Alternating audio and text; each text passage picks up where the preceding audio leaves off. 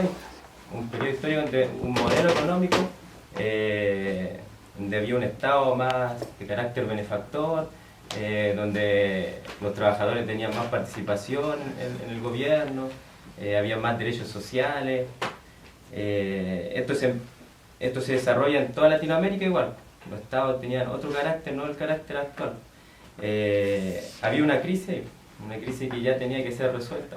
Y lo resolvía el pueblo, superando las trabas que aún mantenía el modelo chileno en los años 70, para profundizar la revolución que estaba desarrollándose, o lo resolvían las clases dominantes, terminando con esta revolución e instaurando su propio modelo. Entonces, por eso tomamos ese concepto de contrarrevolución neoliberal, por su radicalidad en la forma, contrarrevolución porque es una respuesta radical a un proyecto popular que se estaba conformando, y que la derrota, el derrocamiento del gobierno Allende no iba en su buena o mala política que haya hecho, sino que era necesario derrocarlo porque se estaba levantando una alternativa que le estaba terminando con los privilegios de las clases dominantes y del imperialismo que hablaba ya Rodolfo. O sea, iba a ser una nación menos a cual poder controlar y saquearle los recursos naturales.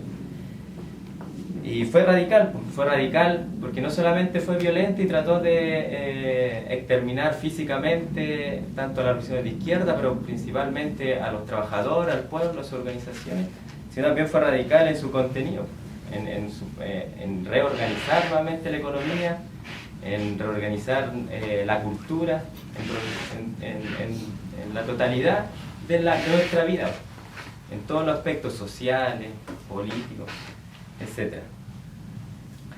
Y este proceso de contrarrevolución se da primero con la unidad de las clases dominantes, pero sin un proyecto. Primero era parar el avance el avance hacia el socialismo y esas posturas de izquierda que avanzaban a nivel mundial. El principal era pararlo, pero en los años recién como 75 por ahí, las clases dominantes logran llegar a un poco más a un acuerdo, porque entre todos los que organizaron la dictadura, había sectores como, no sé, Patria Libertad, sectores más fascistas, corporativistas, y los Chicago Boys, que es una postura totalmente diferente, pues era un modelo donde, según las dictaduras anteriores, por ejemplo de Franco en España, donde el Estado tenía harto poder, el Estado sí intervenía en la producción, los sindicatos estaban cooptados. No, acá nosotros queremos un Estado que no se meta en nada, que lo único sea un aparato represivo y que obviamente tiene que estar aplicando las políticas del Fondo Monetario Internacional, ser de apoyo económico para futuras crisis, pero la producción y todo en realidad debe ser privado, debe ser regido por el mercado. Entonces el neoliberalismo viene a plantear una ampliación del mercado a toda nuestra vida, hasta nuestras fiestas, hasta nuestros pequeños cumpleaños, Navidad, todo el aspecto, ya no solamente en la educación, en la salud, en todo el ámbito de nuestra vida. El mercado debe estar en todos los rincones. A diferencia del modelo anterior, que igual era capitalista, pero donde el Estado sí se hacía cargo de los derechos sociales. La educación gratuita, una salud pública y un sinfín de otras cosas, que las pensiones aseguradas por el Estado. Y en el tema de organización popular, con sindicato igual, de carácter ramal, con otro poder de negociación colectiva, pero ahora no, nada de eso debe existir. Y esto no fue un acuerdo homogéneo, no todas las clases dominantes tenían esa misma postura. De hecho, cuando estalla la dictadura, el Partido Socialista saca su análisis de coyuntura del periodo que estábamos viviendo y ellos caracterizan la dictadura como una dictadura fascista gorila, porque en los años 70 fue muy salvaje la represión, pero en realidad en su contenido no era fascista. En su contenido, a pesar que aún en ese tiempo, en el 70, estaba la disputa de cuál tendencia burguesa era dominante, en su contenido ya del año 75, y hay un intelectual que se llama Rafael Acasino que divide en 3 etapas el proceso de instauración del modelo neoliberal. Y la primera etapa sería del 75 al 82, cuando ya estalla la crisis, que en ese periodo donde consistió en una represión dura por parte del Estado, en ponerse de acuerdo, en una de las disputas interburguesas de cuál iba a ser el modelo que quisieran implementar, y la devolución de todas las empresas nacionalizadas por el gobierno de Allende había que devolvérselo a los antiguos dueños, a los antiguos empresarios. Esa fue como la primera etapa, y después vino que se llama como la etapa fundacional, y luego viene una segunda etapa que ya es del 84 al 90, cuando estalla la crisis y empiezan todas las movilizaciones populares nuevamente. Había mucha pobreza, gente que se moría de hambre, no había trabajo. Ahí se empieza ya, ahí toman totalmente hegemonía los Chicago Boys y instauran ya su modelo de reformas neoliberales. Y ahí es donde se crea todo un sistema jurídico igual que va a respaldar todo este modelo que tenemos ahora, la Constitución, la LOCE en el tema educacional, se crean la FP, el Código Minero, la ISAPRE, todo lo que nosotros conocemos ahora, la ampliación del mercado a todas las otras áreas de la sociedad. Ahí se amplía el mercado. Nos invaden ya hasta nuestro pequeño rincón de la casa, ya se meten todo nuestro espacio. Y luego, como lo decía el compañero, llega un momento que esto igual ya entra en crisis, ya no es rentable mantener gobiernos bajo dictadura. No es buena imagen, genera muchos conflictos también sociales, había que buscarle una solución.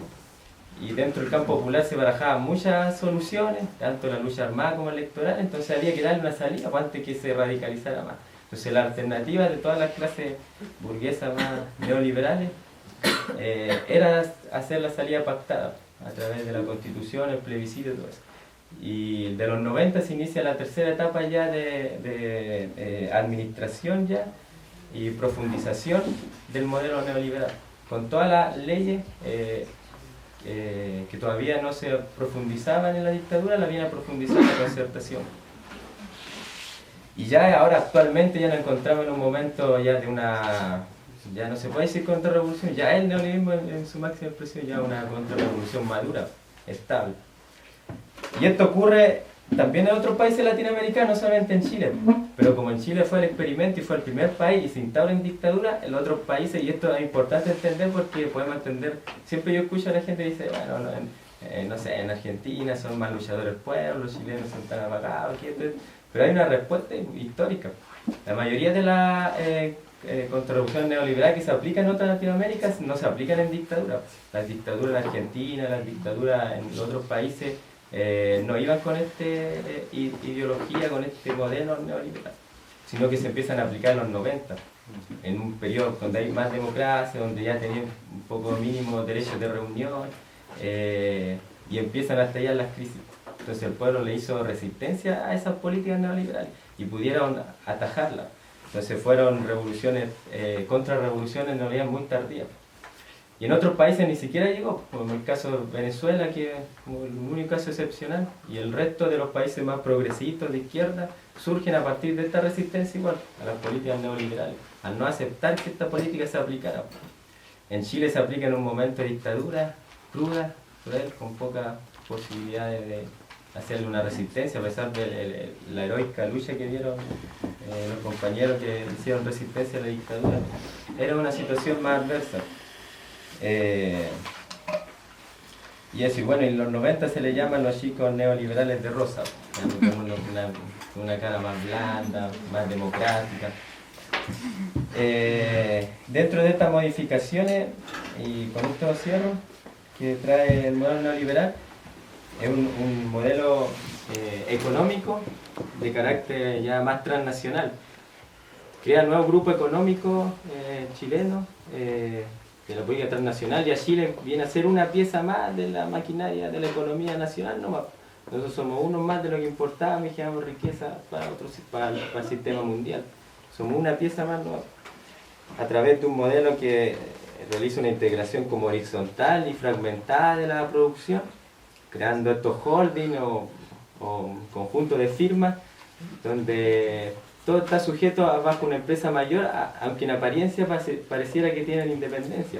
Por eso están los multi-RUT, donde no permite que se levanten organizaciones sindicales sectorial o ramal, porque en teoría todas las empresas tienen independencia, cuando en realidad todos sabemos, en COSUD todas las, el líder, Easy, todos son del mismo dueño, las mismas firmas, pero según la legalidad son independientes.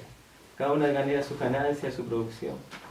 Y esto va de la mano también con una desregulación del trabajo.